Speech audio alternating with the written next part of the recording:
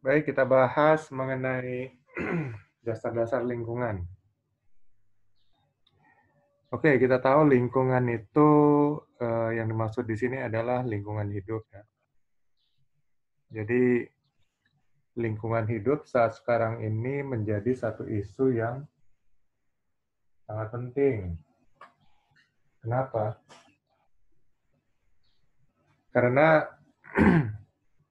orang menyadari kalau lingkungan tidak dijaga,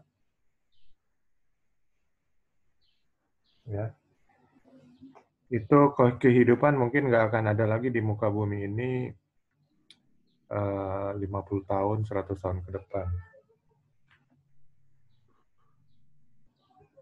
Nah, kenapa apa hubungannya antara kehidupan dengan lingkungan hidup? Ya, jelas kalau lingkungan tidak dijaga ya. Pertama, ini kita tahu bahwa eh, setelah ditemukannya mesin uap oleh James Watt ya, tahun 1760,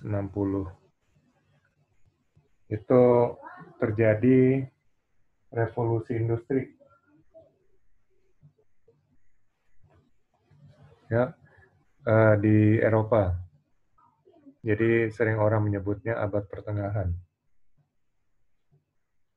Dan dengan apa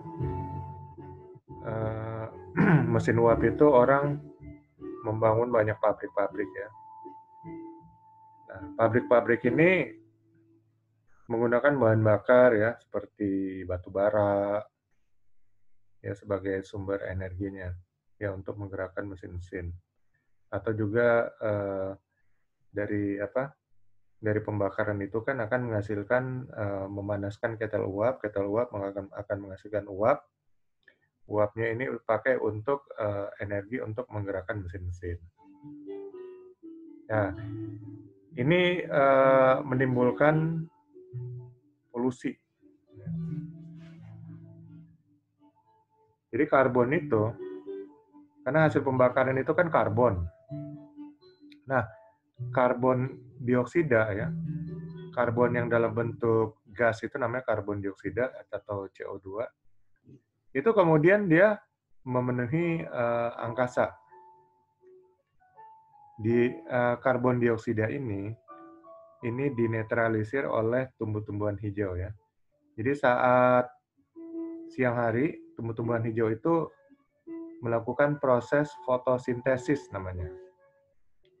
Nah, dalam proses fotosintesis, mereka mengambil karbon dioksida, kemudian diolah dalam proses tersebut, lalu menghasilkan oksigen. Ya, itu sebabnya tumbuh-tumbuhan hijau itu sangat penting ya. Ya, dapat disebut sebagai paru-paru bagi dunia. Nah, sekarang dengan semakin berkurangnya tumbuh-tumbuhan hijau ya, itu dampak dari penebangan hutan. Itu artinya karbon yang berada di udara ya, hasil daripada proses pembakaran itu tidak terserap. Ya. Jadi antara tumbuh-tumbuhan hijau dengan karbon ya sudah terjadi ketidakseimbangan. Artinya karbon ini lebih banyak dihasilkan ya dari pembakaran-pembakaran seperti ya tadi ya mesin uap ya, dan kemudian asap-asap kendaraan bermotor ya, pabrik-pabrik ya, kebakaran hutan. Dan akibatnya apa? Karbon ini akan memenuhi sebagian daripada atmosfer bumi. Nah, kalau dalam kondisi normal, sinar matahari yang jatuh ke permukaan bumi itu dipantulkan kembali ke ruang angkasa. Jadi artinya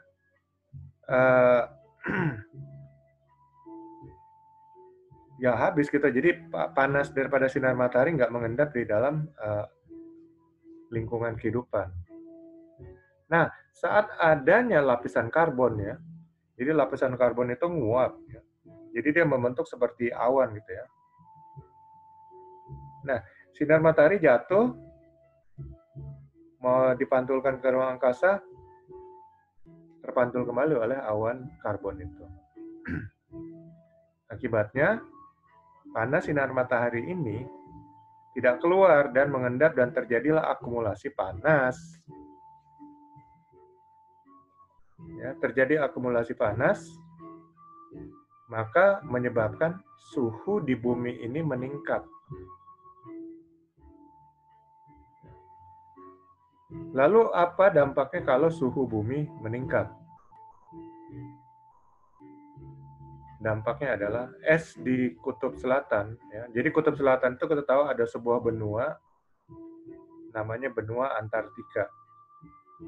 Sangat luas ya, mungkin seluas benua Australia dia. Dan isinya adalah salju. Salju abadi. Nah, kalau suhu bumi meningkat, maka sebagian daripada es-es ini sudah mulai mencair. Ya.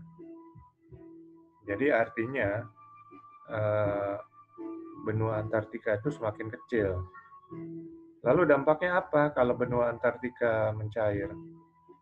Dampaknya adalah naiknya permukaan air laut. Ya iyalah ya, dia mencair dan otomatis airnya itu mengalir ke laut ya. Ya kita tahu di dunia ini lautan besar itu ada Samudra Indonesia atau Samudra Hindia, Samudra Atlantik, Samudra Pasifik ya. 3 lautan besar. Dan itu semua saling berhubungan ya dengan benua Antartika ini. Jadi saat dia mencair maka permukaan air samudra ini akan naik. Nah, saat permukaan air laut naik berarti dia akan menggenangi sebagian pinggiran daratan. Jadi dampaknya adalah daratan akan berkurang. Nah, ini akan terjadi ketidakseimbangan ya. Karena apa? Karena jumlah manusia terus meningkat. Ya. Jumlah manusia makin bertambah, daratan berkurang, otomatis area untuk produksi tanaman, ya, tanaman untuk bahan pangan akan berkurang. Manusia bertambah menurut deret ukur, ya, 1, 2, 4, 8, 16, 32, 64, 128, 512, 516, dan seterusnya.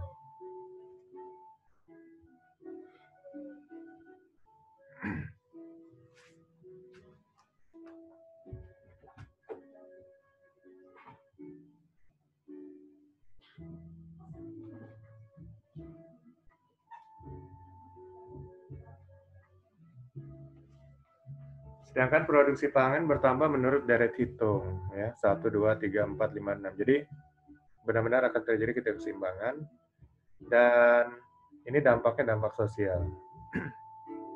Manusia makin bertambah, produksi pangan ya bertambahnya tidak bisa mengikuti jumlah manusia, dan kemudian lahan untuk produksi pangan ini juga makin berkurang, ya. Otomatis produksi pangan akan semakin berkurang. Itu dampak yang dihasilkan daripada masalah dasarnya adalah masalah lingkungan. Yang kedua ya polusi ya. Jadi kita tahu bahwa karbon dioksida ini bersifat inert gas. Jadi kalau dia bertambah di dalam komposisi udara, maka yang berkurang adalah oksigen. Jadi contoh komposisi udara normal ya, itu oksigennya itu 20,98% atau 21% lah. Nitrogen 78% ya. Gas-gas lainnya 1%, jadi semuanya 100%. Jadi paling banyak itu nitrogen. Tapi kalau oksigen bertambah oleh karena adanya proses pembakaran ya, umpamanya dia nambahnya 5%. Yang berkurang itu bukan nitrogen. Yang berkurang itu oksigen. Jadi oksigen berkurang dari 21 kurang 5, jadi 16%. Itu sifat inert gas ya. Jadi inert gas ini kalau gas-gas lainnya komposisinya naik, yang berkurang oksigen. Bukan nitrogen atau bukan gas lainnya. Itu sudah sifat inert gas. Nah, akibatnya apa kalau oksigen sampai 16%? Manusia akan kena yang nama istilah kedokterannya aspiksia. Aspiksia ini kesulitan bernafas ya.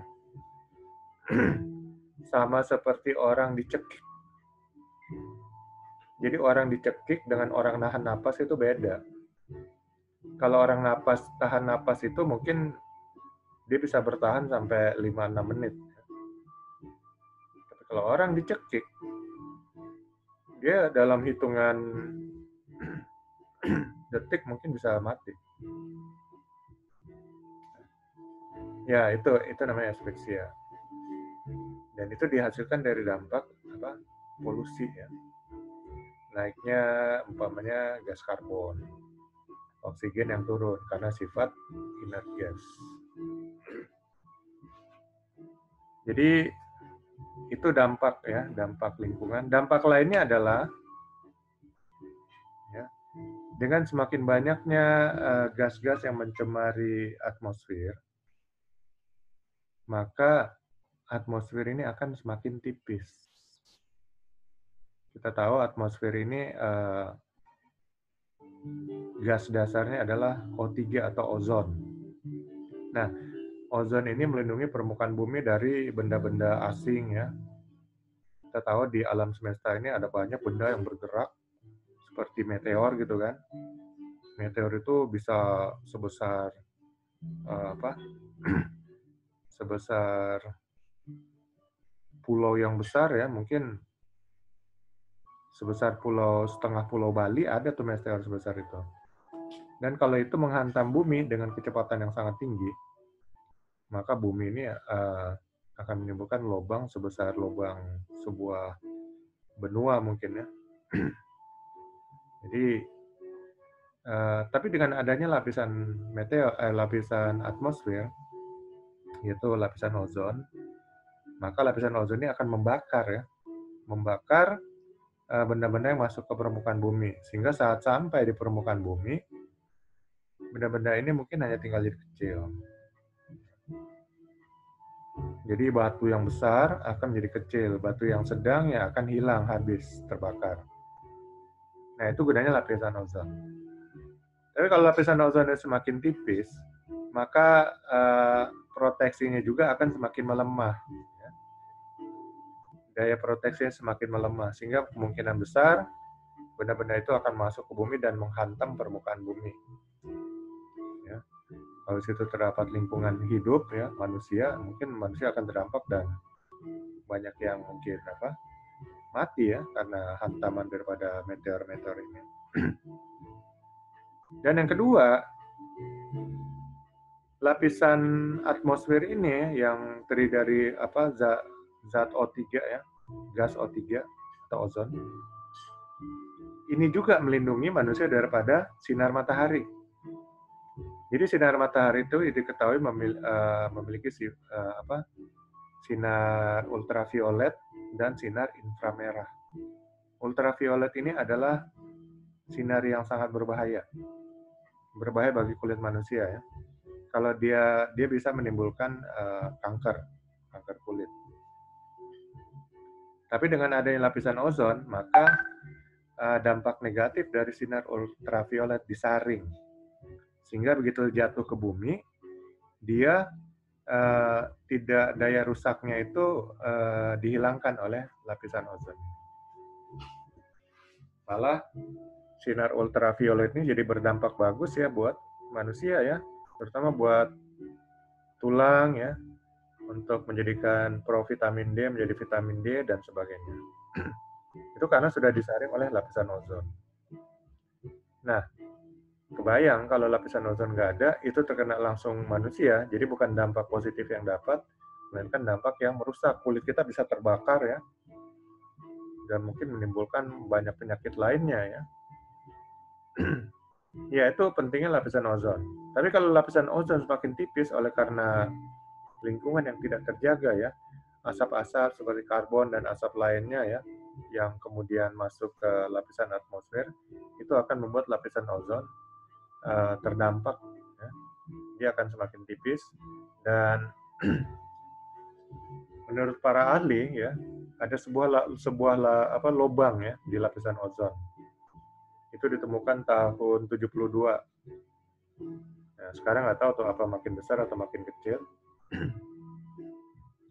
Dan kalau ada lubang lapisan ozon gitu ya, dia sinar matahari akan langsung masuk terkena kepada manusia, dan manusia akan mendapatkan dampak yang negatif. Ya, itu ya. Jadi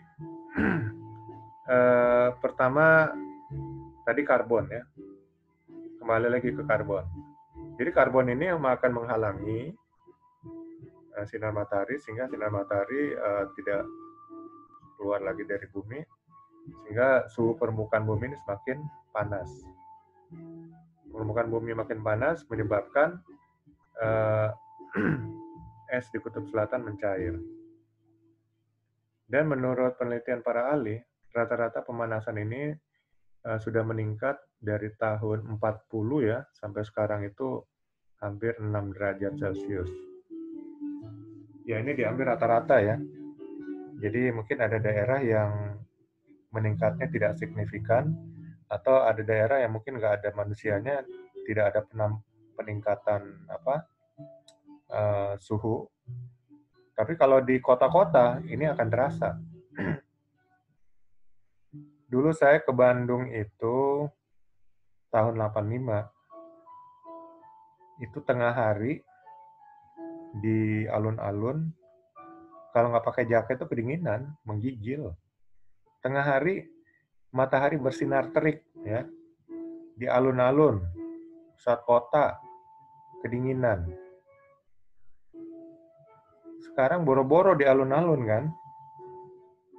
Jadi di daerah Lembang aja, tengah malam, gerah kipas-kipas.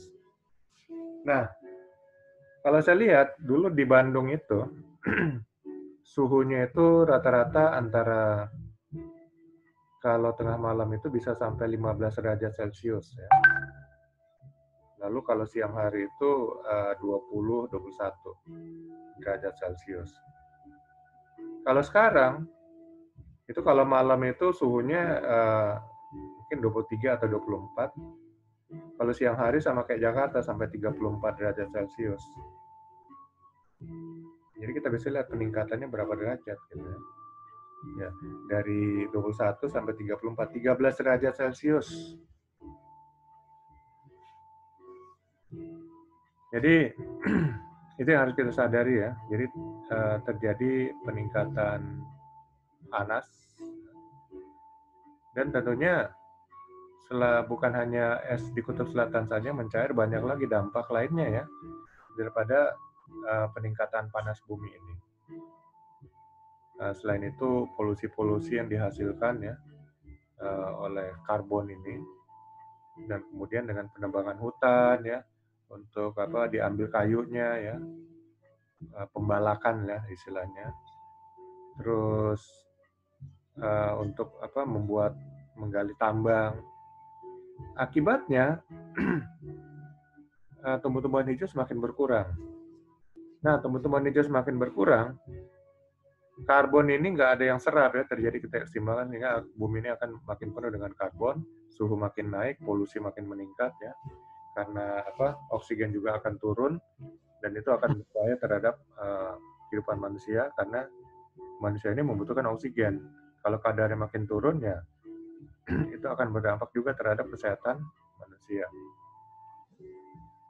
Ya, jadi banyak aspeknya. Selain tadi ya, penambangan hutan juga dapat menimbulkan banjir ya. Karena biasanya hutan-hutan atau pohon-pohonan ini akarnya adalah menyerap air. Jadi kalau hujan, dia akan air masuk ke dalam tanah ya, karena ditahan oleh akar daripada pohon-pohon ini. Tapi saat tidak ada pohon, maka air akan mengalir ya menuju ke area pemukiman penduduk ya yang lebih rendah, dan tidak ada tanam-tanaman, tidak ada yang menahan air, dan akibatnya terjadi banjir. Ya ini yang seringkali terjadi ya, terutama di kota-kota. Begitu hujan lebat sedikit, banjir. Apalagi kalau sistem drainasenya kurang bagus ya, akibatnya air numpuk satu tempat. Ya itu masalah-masalah lingkungan semua ya. Jadi istilahnya rumah kaca. Rumah kaca itu sebenarnya atmosfer ya, atmosfer bumi kita.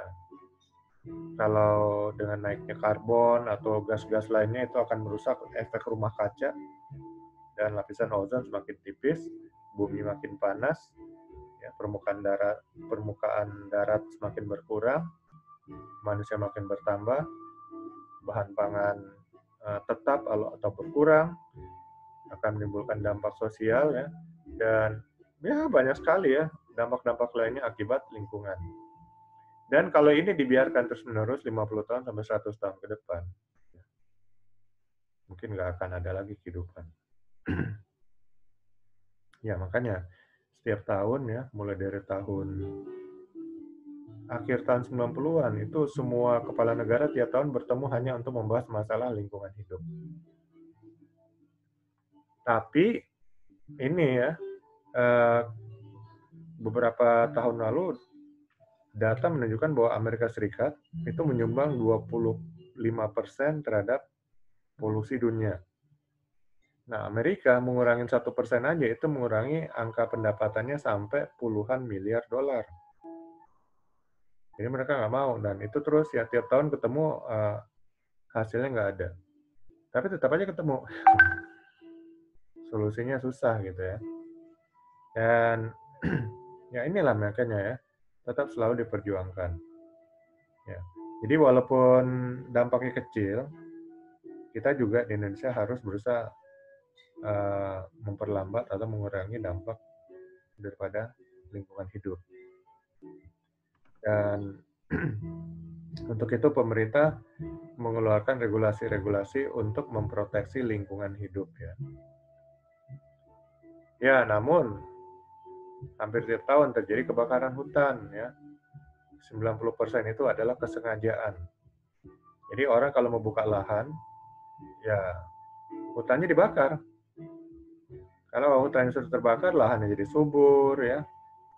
Nebang pohon nggak susah, lebih mudah. Itu jadi 90% itu kesengajaan.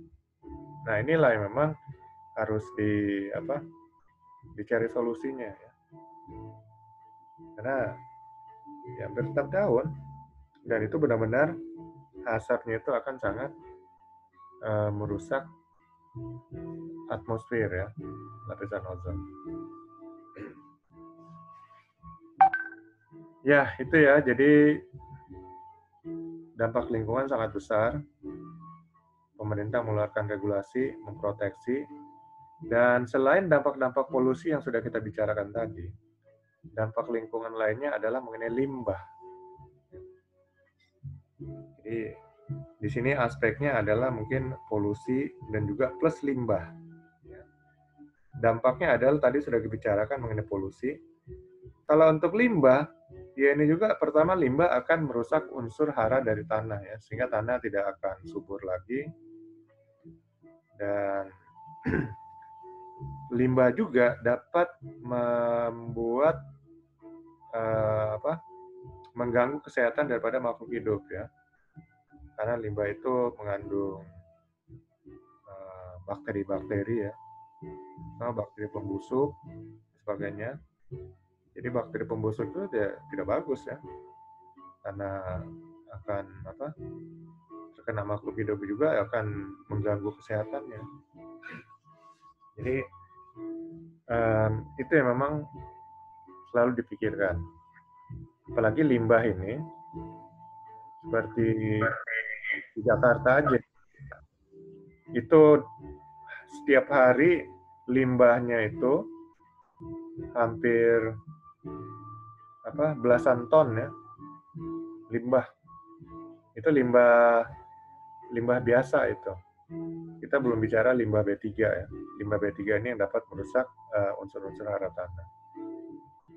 Nah, jadi pemerintah mengeluarkan regulasi peraturan perundang-undangan lingkungan. Yang terbaru undang-undang itu adalah Undang-Undang Pengelolaan dan Perlindungan Lingkungan Hidup, Undang-Undang PPLH ya. Undang-Undang Nomor 32 Tahun 2009. Ya, di situ diatur bagaimana pengelolaan lingkungan ya. Dan kemudian ada juklak-juknisnya ya. Peraturan-peraturan di bawahnya yang menjelaskan peraturan pelaksanaan dan teknisnya. Itu dikeluarkan oleh Kementerian Lingkungan Hidup. Plus ada lagi mengenai limbah, namanya Badan Pengendali Dampak Lingkungan Bapedal. Nah, semua regulasi ini perlu dipelajari kalau memang mau konsentrasi atau fokus kepada lingkungannya. Karena di situ banyak pengetahuan dan ilmu juga yang bisa dipelajari kalau ingin fokus pada masalah lingkungan. Dan kemudian dunia internasional juga tidak diam ya, mereka membuat standar-standar lingkungan ya, baik itu standar gambar-gambar ya, gambar-gambar atau semacam logo-logo ya. Jadi seperti logo orang buang sampah, nah gitu. Nah ini juga ada standarnya ya, jadi ada bahan-bahan yang bisa didaur ulang, ada bahan-bahan yang tidak bisa didaur ulang ya, seperti sampah plastik. Itu sampah plastik ini tidak bisa didaur ulang hingga mungkin ratusan tahun. Jadi artinya kalau kita selalu buang plastik sembarangan, itu akan ada sampai kepada ratusan tahun ke depan. Artinya tanah itu akan menjadi tidak subur. Ya. Karena sampah plastik ini akan menghalangi oksigen masuk ke dalam tanah. Jadi makanya sekarang plastik ini benar-benar sudah, kalau di Balikpapan ya sudah dari tahun 2018, kalau belanja di supermarket itu nggak dikasih tas plastik ya. Jadi bawa sendiri tas dari rumah. Dan Jakarta juga kayaknya sudah mau menerapkan itu, Bandung dan semua kota, karena ya masyarakat sekarang sudah mulai sadar lingkungan ya. Bahwa kalau lingkungan tidak jaga, mungkin anak cucu kita ini nggak akan bisa hidup lagi di muka bumi ini. Ya, apakah mereka mau cari planet lain? Susah juga ya, nggak ada kendaraan yang planet. Dan di planet lain juga belum tentu ada kehidupan. Belum tentu ada oksigen, ada air. Ya. Nah, bumi ini ya memang planet yang diciptakan untuk tempat adanya kehidupan. Cuman manusia sendiri yang merusak ya, merusak bumi ini. Dan akhirnya lama-kelamaan bumi ini tidak layak untuk ditinggali lagi. Ya. Saya nggak tahu apakah itu nanti yang namanya kiamat atau gimana. Yang jelas kita harus jaga lingkungan dari sekarang ya. Karena kalau enggak, ya nggak akan ada lagi kehidupan di muka bumi. Ya, ini tadi yang terakhir, polusi sudah kita bicarakan, pemanasan global. Sekarang tinggal limbah.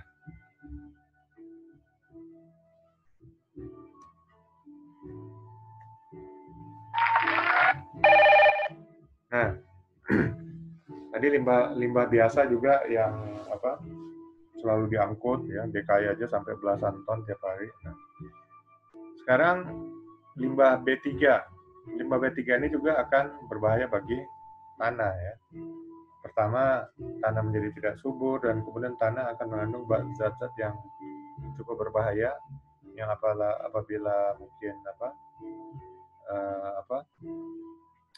ditanami tanaman, ya tanaman itu akan menjadi tidak hidup ataupun akan menjadi menghasilkan suatu bahan juga yang mengandung zat-zat yang berbahaya atau beracun.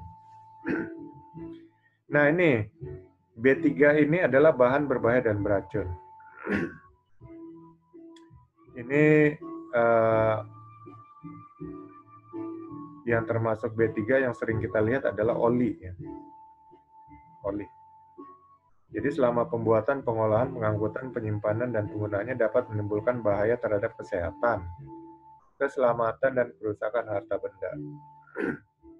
Jadi kalau dalam perusahaan yang mempunyai bahan-bahan B3 itu benar-benar harus dikelola ya, baik B3-nya itu maupun limbahnya nanti kalau sudah jadi limbah. Kemudian ada juga yang namanya bahan mudah meledak atau eksplosif ya. Ini bersifat mudah menimbulkan ledakan apabila berada pada suhu atau kondisi tertentu. Ya, jenis-jenisnya seperti TNT, nitrogliserin, amonium nitrat. Ini amonium nitrat ini banyak digunakan untuk menjadi bahan peledak ya di pertambangan. Pada proses ledakan terjadi ekspansi yang sangat cepat dari panas dan gas dalam jumlah besar yang diikuti pelepasan tekanan sekelilingnya. Gas-gas yang terbentuk dapat berupa CO2 ya, karbon dioksida, CO, karbon monoksida, N2 nitrogen, O2 oksigen, dan uap panas. Ya, ini bahan mudah terbakar. Bakaran. Lalu ada beberapa bahan yang mudah terbakar ini memiliki titik nyala ya. Artinya dia menyala sendiri pada suhu tertentu. Contoh bensin, apabila dipanaskan sampai 257,2 derajat Celcius, bensin itu akan menyala sendiri ya. Jadi nggak perlu disulut dengan api, dia akan nyala sendiri.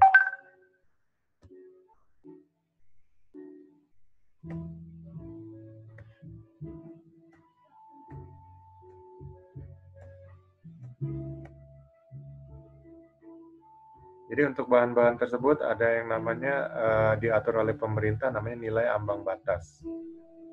Jadi nilai ambang batas ini batas minimal yang ada ya. Kalau di atas ambang batas itu berarti dia sudah menjadi zat yang berbahaya.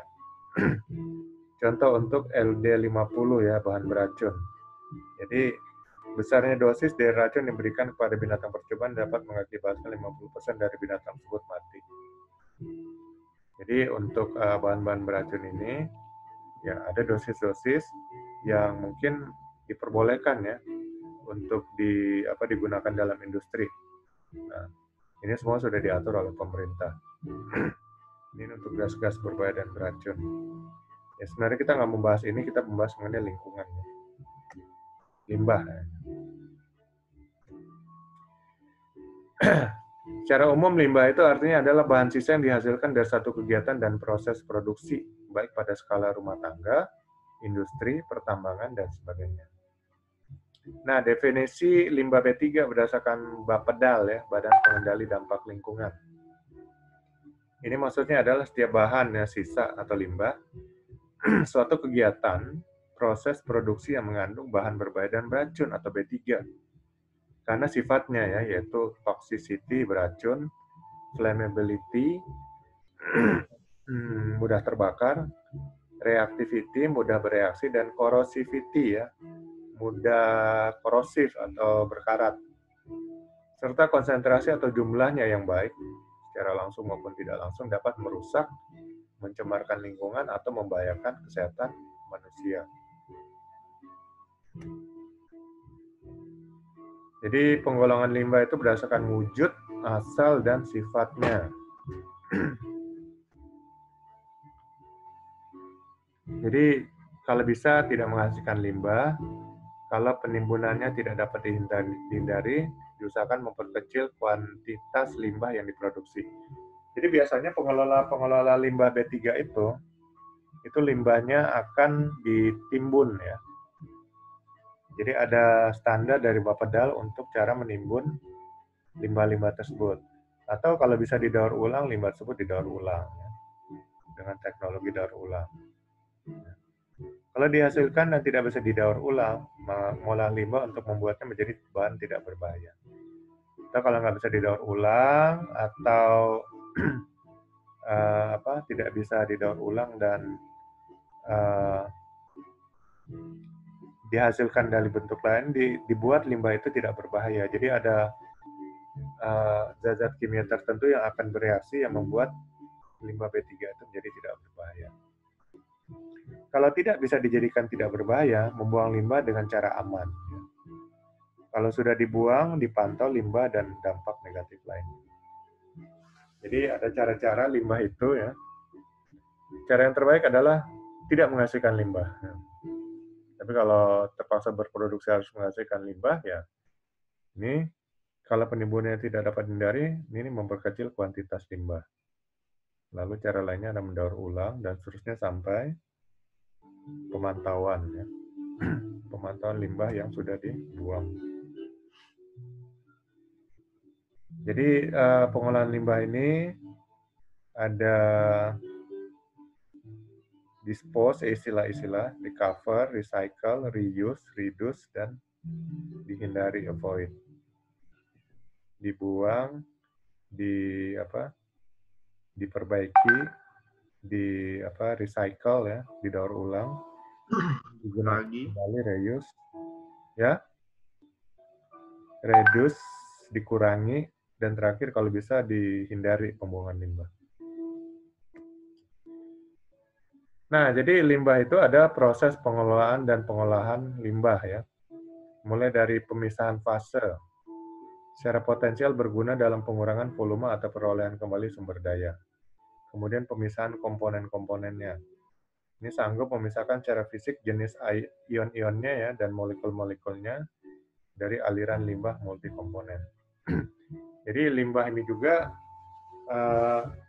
seperti IPAL ya, instalasi pengolahan air limbah, itu sebelum dibuang ke sungai, air ini benar-benar diolah sehingga saat dibuang ke sungai itu air daripada limbah ini tidak berbahaya lagi. Itu namanya gunanya IPAL ya, instalasi pengolahan air limbah. Ya, mungkin airnya dicampur dengan satu bahan kimia sehingga zat kimia yang berbahayanya jadi bereaksi dan tidak menimbulkan sifat yang berbahaya lagi ya. Sudah tidak menjadi B3 gitu. Atau ya inilah namanya proses transformasi kimiawi. Dan kemudian ada pengolahan biologis ya. Di sini melibatkan transformasi kimiawi yang ditimbulkan oleh tindakan organisme hidup. Jadi mungkin dimasukkan bakteri-bakteri ya, bakteri-bakteri pembusuk atau bakteri-bakteri yang menetralisir daripada bahan-bahan berbahaya tersebut. Nah, untuk seleksi proses pengolahan, kita harus memperhatikan sifat dari limbahnya. Apakah dia limbah B3 atau limbah biasa, sifat yang dikehendaki dari keluaran. Jadi dari proses yang kita akan buat ini, apa yang kita ingin ya. Kemudian kalau IPAL kan itu airnya berarti sudah air tidak berbahaya bagi lingkungan. Ya, itu dikelola ya di instalasi pengolahan air limbahnya. Kemudian kelengkapan teknis dari alternatif pengolahan, pertimbangan ekonomi, pertimbangan lingkungan hidup, pertimbangan energi, pertimbangan operasi dan pemeliharaan, dan pertimbangan evaluasi. Jadi untuk pengolahan limbah ini ada hal-hal yang perlu dipertimbangkan ya.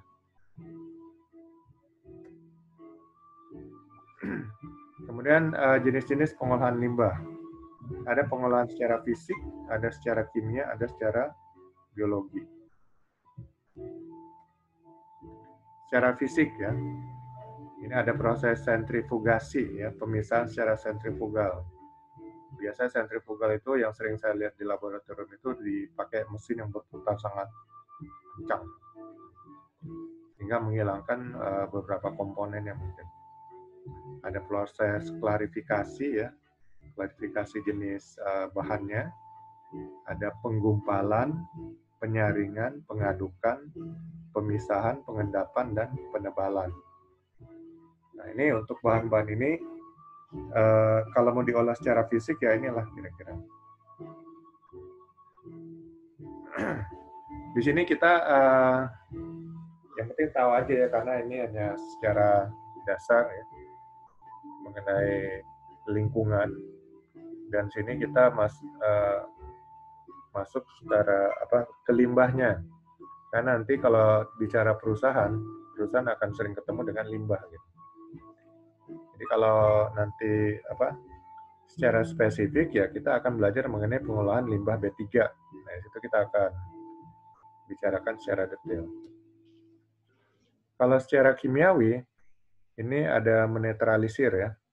Ya tadi seperti yang saya bilang IPAL itu, di sini dinetralisir sehingga limbah cairnya itu menjadi tidak berbahaya. Kemudian meningkatkan kerja separasi solid dan penghilangan bahan-bahan organik. Lalu memflokulasi, menggumpalkan zat-zat organik terlarut, menghilangkan konsentrasi sisa lemak dan minyak, meningkatkan kinerja proses flokulasi dan filtrasi ya. Filtrasi ini penyaringan. Mengoksidasi zat-zat pewarnaan atau bahan beracun yang tidak dapat mengurai. Jadi kalau limbah-limbah seperti dari garment, tekstil, itu kan ada banyak zat-zat warna ya, zat-zat perwarna. Nah ini ini harus diipal dulu sehingga efek negatif dari zat-zat pewarna ini tidak sampai mengganggu lingkungan ya, atau tanah atau makhluk hidup nanti. Jadi diolah dulu ya di instalasi pengolahan air limbah itu dengan secara kimiawi.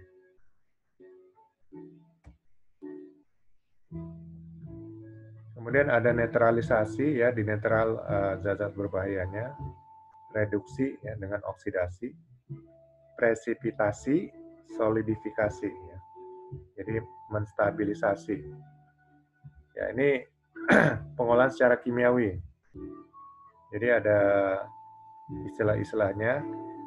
Nanti seperti di sini netralisasi ini kan dia akan dicampur dengan satu bahan kimia tertentu sehingga zat-zat kimia yang dibuang daripada pabrik itu umpamanya dia bereaksi, lalu hasil reaksi ini akan menjadi suatu limbah limbah cair lain yang sudah terkatalisator ya. Jadi sudah tidak berbahaya.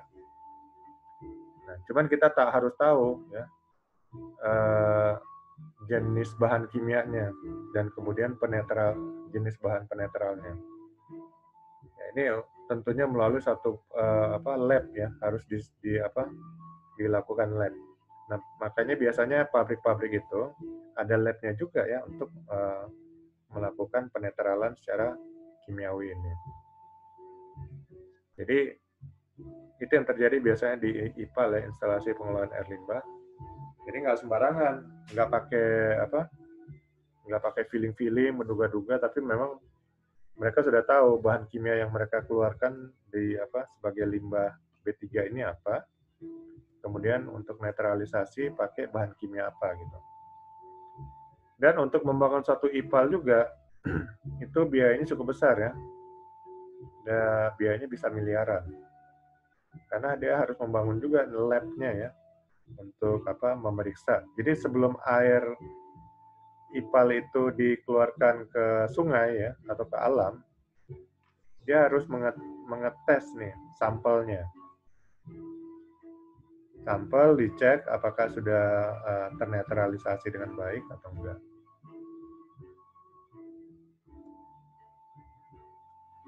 Nah, untuk pengolahan kimiawi ini, dia dapat menghilangkan total terhadap bahan pencemar anorganik. Bahan pencemar beracun dapat merusak proses biologi, tetapi tidak dapat merusak proses kimiawi. Proses biologi sering peka terhadap variasi konsentrasi dan beban organik, dan memerlukan waktu penyesuaian relatif lama, tidak dalam proses kimiawi. Jadi ini kelebihan daripada pengolahan kimiawi. Kebutuhan dari kelengkapan proses lebih sederhana. Ya, karena kalau kita tahu bahan kimianya, kita netralisasi, ya itu akan lebih efektif ya.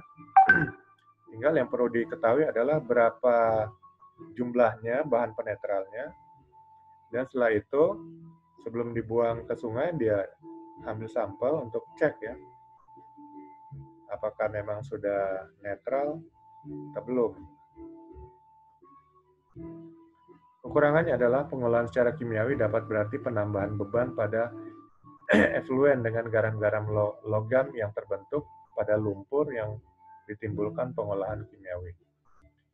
Jadi dari bahan-bahan limbah itu ya, limbahnya itu akan ya terjadi reaksi kimia kan, dan terbentuk lagi suatu bentuk kimia lainnya yang berbentuk garam-garam logam.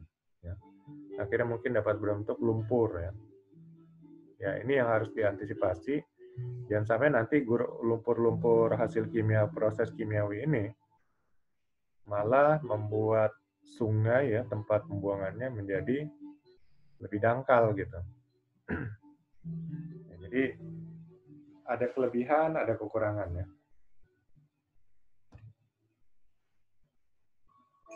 Nih, kalau secara biologis kita hanya akan memberikan bakteri ya, bakteri atau jamur atau binatang avertebrata ya, termasuk binatang kecil, tanaman air.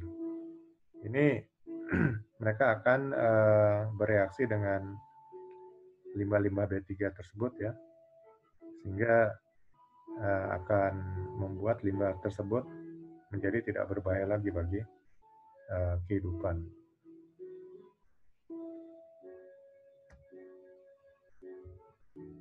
Yaitu tadi limbah cair industri dipakai diolah melalui IPAL ya, dan juga sesuai baku mutu ini yang dikeluarkan oleh Bapeda. Jadi nanti kalau mau dengan regulasi-regulasi Bapeda ya, saya punya lengkap. Jadi kalau mau fokus ke lingkungan, ini harus menguasain dan baca berulang-ulang regulasi-regulasi daripada Badan Pengendali dan Pengelolaan Dampak Lingkungan.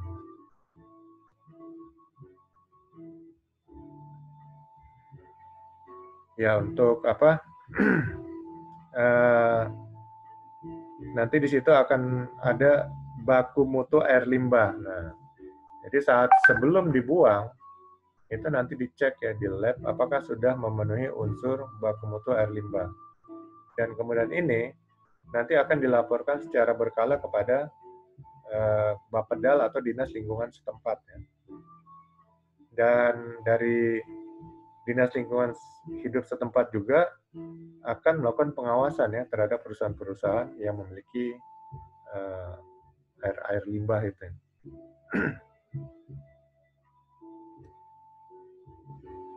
Ya ini sebenarnya sudah termasuk bukan dasar-dasar lebih ini.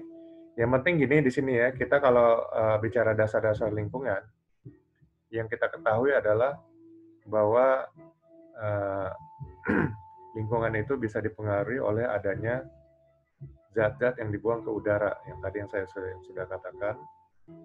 Pertama, gas karbon dioksida itu akan menimbulkan polusi, dan polusi ini dapat menjadi karbon yang menumpuk ya. Pertama dia mengurangi jumlah oksigen di udara. Dan jumlah oksigen di udara yang berkurang karena sifat inert gas itu dapat membuat kehidupan terancam karena oksigen akan berkurang. Mungkin berkurangnya nggak banyak, tapi berkurang sampai 19% aja di udara, itu akan membuat kesehatan manusia terganggu di area tersebut. Itu yang pertama. Yang kedua, akan menimbulkan pemanasan global ya, di mana karbon ya yang menutupi lapisan atmosfer, sehingga sinar matahari jatuh ke bumi tidak bisa keluar langsung ke ruang angkasa, melainkan mengendap dan terjadi akumulasi panas. Nah, makanya di Bandung itu kan banyak pabrik-pabrik.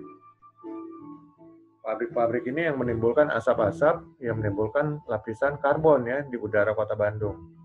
Sehingga sinar matahari tidak bisa sinar matahari terkumpul situ, terjadi akumulasi panas, dan akhirnya dampaknya adalah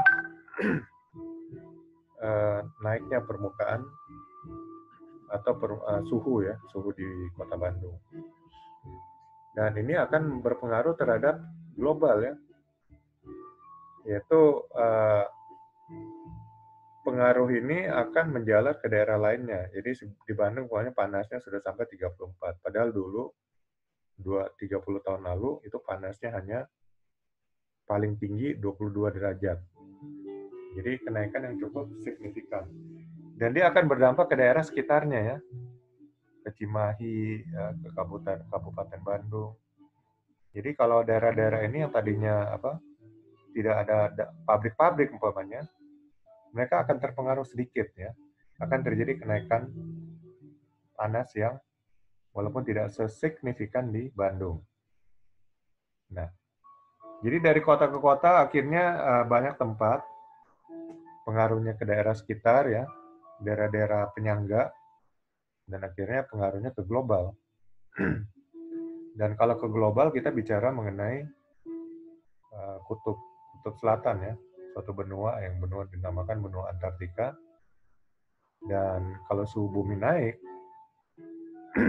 itu 1 derajat aja naik, ya, itu es yang mencari itu bisa sampai ratusan kilometer persegi ya, di kutub selatan tersebut.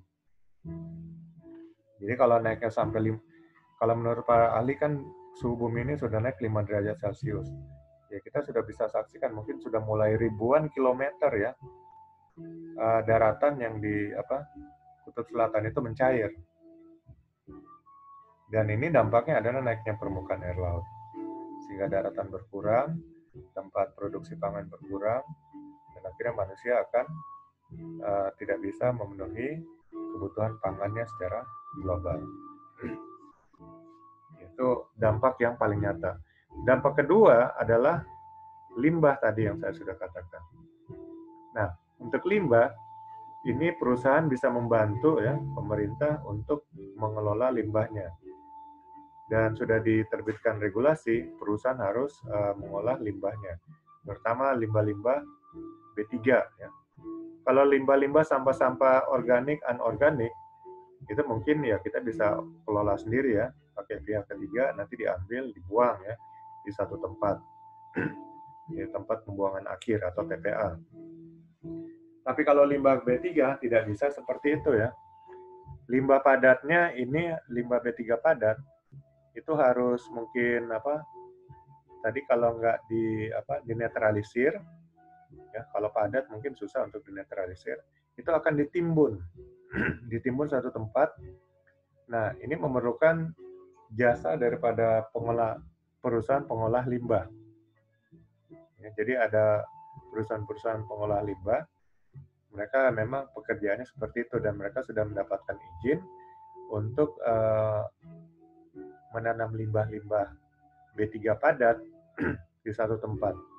Jadi nanti limbah B3 padat ini ditanam satu tempat, digali sampai ketinggian tertentu ya, berdasarkan standar yang sudah ditetapkan oleh Bapedal. Lalu kemudian tempatnya akan ditimbun. Ya, ini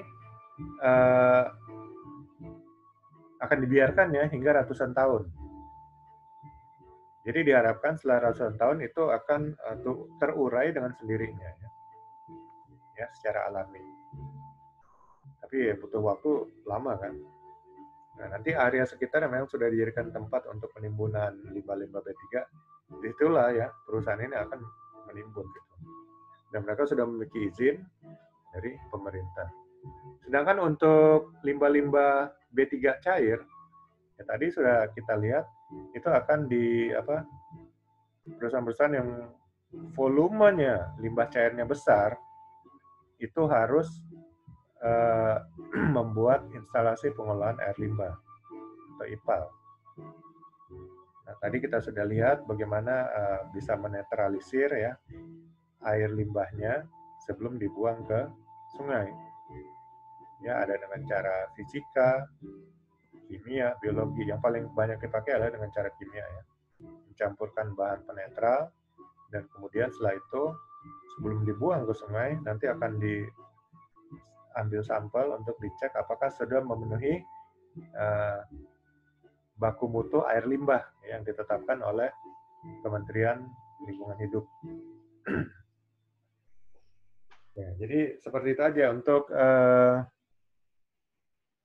pembuangan limbah gasnya itu juga harus sudah diukur ya. ada baku mutu udaranya. Jadi saat gas-gas pembuangan itu harus memenuhi unsur baku mutu udara. Dan perusahaan harus memperhatikan dengan benar. Lalu Dinas Lingkungan Hidup akan bekerja sama untuk mengawasi supaya baku mutu udara dari yang dibuang oleh perusahaan-perusahaan pabrik-pabrik ini itu sudah memenuhi baku mutu udara standar yang dikeluarkan oleh Kementerian Lingkungan Hidup. Nah, ini benar-benar dijaga oleh pemerintah ya, karena pemerintah sini sebagai pengawas ya, pengawas untuk lingkungan hidup tetap terjaga di bumi Indonesia ini. Jadi jangan sampai tidak terkendali dan akhirnya akan membuat masyarakat Indonesia ya sudah tidak bisa mendapat udara yang bersih ya, kemudian aliran sungai dan itu tercemar oleh air limbah dan sebagainya. Akhirnya dapat menimbulkan bahaya keracunan, penyakit dan sebagainya. Nah ini ya, jadi lingkungan itu benar-benar sangat penting. Dan denda lingkungan ini cukup besar ya, bisa belasan miliar. Jadi perusahaan-perusahaan yang punya pabrik ya segala macam itu benar-benar harus diawasi oleh pemerintah dan juga dalam ini Dinas Lingkungan Hidup agar mereka bisa mengelola limbah-limbahnya itu sesuai dengan baku mutu yang sudah ditetapkan oleh pemerintah. Ya itu intinya ya, dasar-dasar lingkungan. Jadi di dasar-dasar lingkungan ini ada lagi pengelolaan limbah B3. Jadi ini satu sudah materi khusus ya. Dan kita masih dalam dasar pun lingkungan ya. Kita tidak bicara secara khusus mengenai pengolahan limbah. Jadi untuk pengolahan limbah yang perlu diketahui dalam dasar lingkungan yang itu aja. Ada limbah organik, anorganik ya. Itu limbah-limbah anorganik itu seperti sampah-sampah makanan segala macam. Itu nanti tinggal dibuang di tempat pembuangan akhir dan situ akan diuraikan oleh bakteri-bakteri pembusuk. Lalu ada sampah-sampah organik ya, mungkin sampah kertas, sampah kayu dan sebagainya. Nah, ini juga bisa disatukan atau bisa dipisahkan. Untuk sampah-sampah metal mungkin perlu dipisahkan ya. Dan kemudian sampah-sampah plastik ya. Itu nanti dipisahkan, akan diperlakukan secara khusus. Karena untuk sampah plastik ini bisa didaur ulang. Didaur ulang, sehingga sampah plastik ini tidak merusak unsur hara tanah. Oke, itu dasar-dasar lingkungan mengenai polusi, dan kemudian bagaimana pengendalian polusi, kemudian limbah, bagaimana pengendalian limbah, sekedar untuk diketahui saja. Jadi nanti untuk tindak lanjut, kalau memang mau fokus kepada pengelolaan limbah B3, inilah materinya. Oke.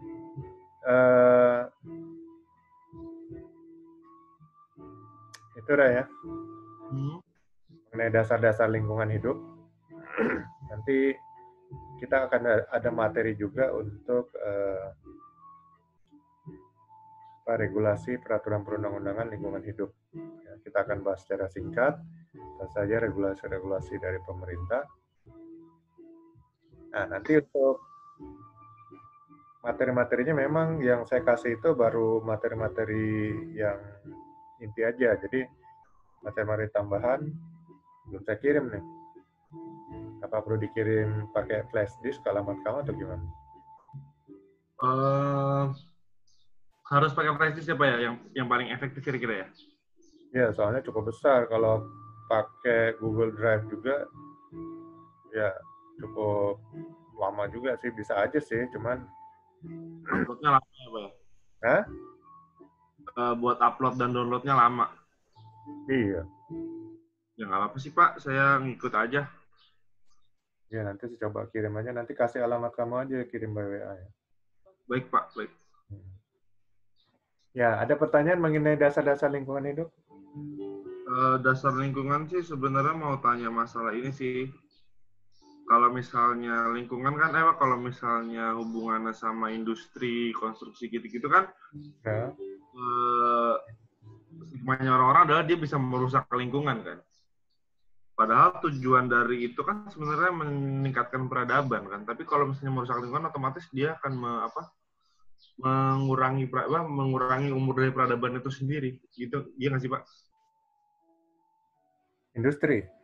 Ya, industri konstruksi itu kan ibaratnya yang dilakukan oleh manusia untuk meningkatkan peradaban, ya kan? Tapi di sisi lain dia juga merusak lingkungan yang juga dalam tanda kutip merusak lingkungan, otomatis merusak peradaban juga kan? Iya. Ya kalau industri itu kan mengolah bahan baku, bahan mentah, bahan baku, bahan jadi menjadi satu bahan yang bernilai ya untuk Ya. digunakan oleh manusia. Hmm. Nah, tapi kalau dalam pengolahan itu ada berbenturan dengan lingkungan, ya itu harus dikendalikan. Nah, pemerintah membuat batasan-batasan itu dengan regulasi peraturan perundangan supaya dengan itu perusahaan-perusahaan yang memiliki industri juga itu tetap memperhatikan batasan-batasannya agar mereka tetap juga jangan sampai dengan produksi yang untuk meningkatkan peradaban merusak lingkungan juga gitu. Tapi apakah regulasi sejauh ini efektif, Pak? Kalau dilihat masih banyak kebakaran hutan, masih banyak colong-colongan buat masalah pembuangan limbah, gitu-gitu, Pak. Kebakaran hutan itu kan memang ulah manusia, 90% lebih itu ulah manusia. Ya. Mereka memang untuk buka lahan, lahan itu harus dibakar Ya benar. supaya tanahnya subur dan kemudian mereka membersihkan area itu akan lebih mudah kalau sudah terbakar. Tapi kalau masih dalam bentuk pohon utuh itu nebangnya lebih susah ya, kemudian tanahnya juga nanti kurang subur dan sebagainya. Jadi ya itu memang harus dikendalikan karena apa? Pertama,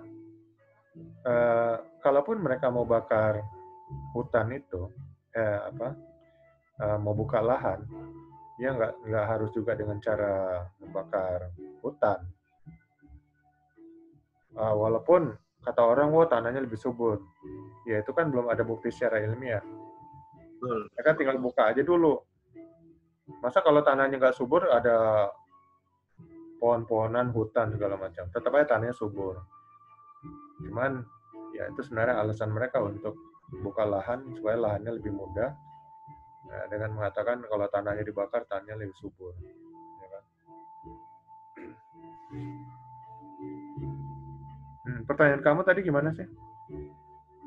Masalah terkait regulasi dari pemerintah, Pak. Masalah itu efektif apa nggak sih? Dilihat dari banyaknya pembakaran hutan yang ibaratnya colong-colongan atau pembuangan limbah yang masih asal-asalan. Kan sebenarnya regulasinya selama ini udah ada kan beberapa kan. Ada, ya. Tinggal aparat penegak hukum aja yang bergerak. Ya selama ini udah banyak yang diadili juga, cuman kan nggak terekspos di berita gitu. Jadi ya mereka diadili, ditangkap, diadili dan kemudian dipenjarakan. Tapi kan tetap aja yang satu patah satu tumbuh 1000 gitu. Jadi tetap aja ada banyak kasus-kasus lainnya. Ada nggak sih solusi selain regulasi buat tindakan preventif untuk melakukan untuk mencegah hal-hal yang kayak gitu terjadi lagi gitu? Ya sebenarnya regulasi peraturan perundangan itu tindakan preventif. Nah, cuman kan aparat penegak hukumnya yang mungkin masih kurang gitu kan. Karena aparat penegak hukum di sini nggak hanya melihat mengenai masalah pembakaran hutan, banyak hal lagi yang perlu mereka perhatikan. Jadi kebakaran hutan ini salah satu bentuk kriminal yang dan untuk mengungkapnya juga memang aparat penegak hukum juga banyak kendala karena yang bakar itu kan bukan otaknya. Nah otaknya ini yang kemudian akan dicari. Mungkin dapat yang bakar nggak ngaku siapa yang nyuruh, dia sudah dibayar dan dia ngaku dirinya sendiri. Bisa aja kayak gitu. Nah ngungkap yang di belakang ini yang memang itu agak kesulitan bagi aparat penegak hukum. Ya, tindakan preventif sebenarnya regulasinya itu. Regulasi dan tindakan tegas daripada aparat penegak hukum ya.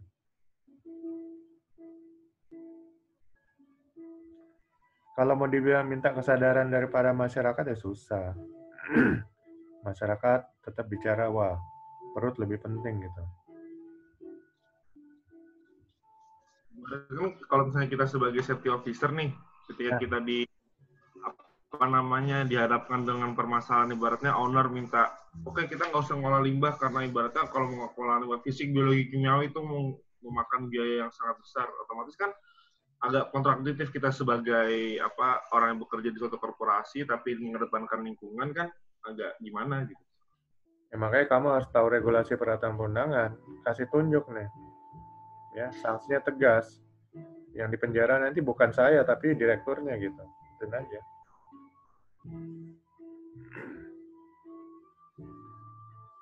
Ya, jadi kalau soal pembuangan limbah segala macam itu gampang ditelusuri, beda sama pembakaran hutan ya. Itu gampang lah tahu, ini siapa nih bosnya. Direkturnya siapa? Direkturnya tangkap sudah, diadili. Jadi saya nganjurin ini ke Bapak karena saya mau melindungi Bapak, gitu dong. Karena yang tangkap bukan saya, tapi Bapak nanti. Gitu. Penanggung jawab hukum kan direktur. Iya sih. Ya, yang ditangkap nanti dia.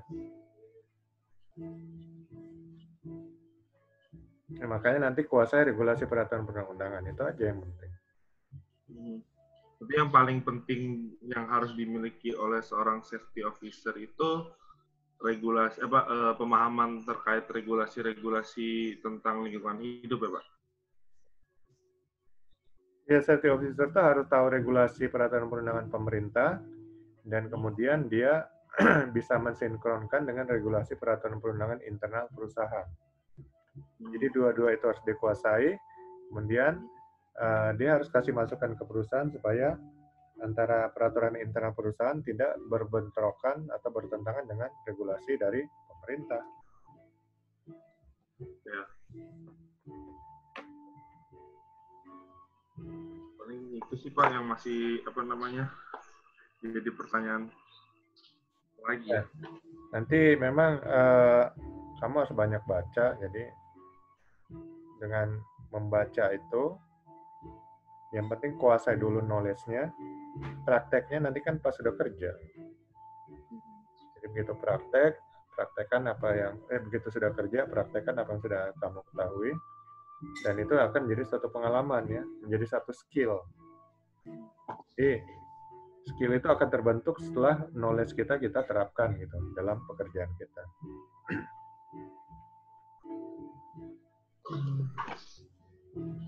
Kalau bentuk ujian nanti bentuknya seperti apa sih Pak? Bentuk ujian kelulusan dari training ini nih? Kalau ini ujiannya nanti dalam bentuk tugas lisan aja, jadi dikasih kamu ngerjain, kita nggak diawasin, jadi bisa ngelihat jawaban atau apa. Cuman kan nanti kebanyakan diminta pengertian, pemahaman. Jadi kalau nilai kamu di atas 90, ya, pemahaman kamu bagus, itu nggak perlu nanti di tes ya, uji lisan ya, wawancara. Tapi kalau di bawah 90 nanti ya kita akan lakukan tes uji lisan. Gitu. Kalau tes uji lisannya kurang baik juga, ya terpaksa kita kasih tugas membuat makalah lagi gitu.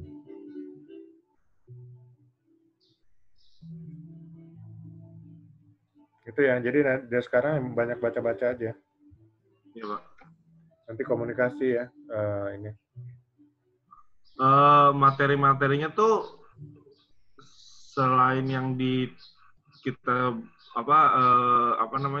pelajarin ketika lagi Zoom ini sama yang dikirim by email tadi aja Pak ya Pak? Yang waktu itu dikirim by email sama nanti di Google yang nanti di flash disk. Iya sama. Ya beda jauh. Itu yang akan kita bahas di Zoom ini gitu. Cuman kan ada sebenarnya banyak materi-materi tambahan yang belum saya kirim karena ya keterbatasan kan kalau lewat email. Jadi mungkin nanti ya mendingan saya kirim by flash disk saja supaya kamu bisa pelajari semuanya. Dan ini mungkin akan manjang ya karena mungkin kita sehari kalau nggak 1-2 materi ya kita bahas. Jadi Berarti 15 hari ya, Pak? ya ada 30 ya mungkin bisa 15 harian. Tapi kalau lewat online kan nggak begitu masalah kecuali kalau harus di kelas gitu kan. Itu agak repot juga. Kalau selama ini kalau di kelas ya kita padatin 9 hari. Nah, itu juga memperhitungkan karena kita bikinnya di hotel. Kalau kelamaan juga ya kosnya jadi gede gitu. Iya, benar, Pak. Karena kalau di kelas juga biayanya 9 juta. Kalau ini kan setengahnya. Iya, Pak.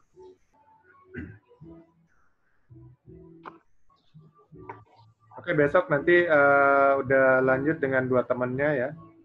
Iya, Pak. Yang akad ini. Kamu sudah saya masukin di grup WA kan?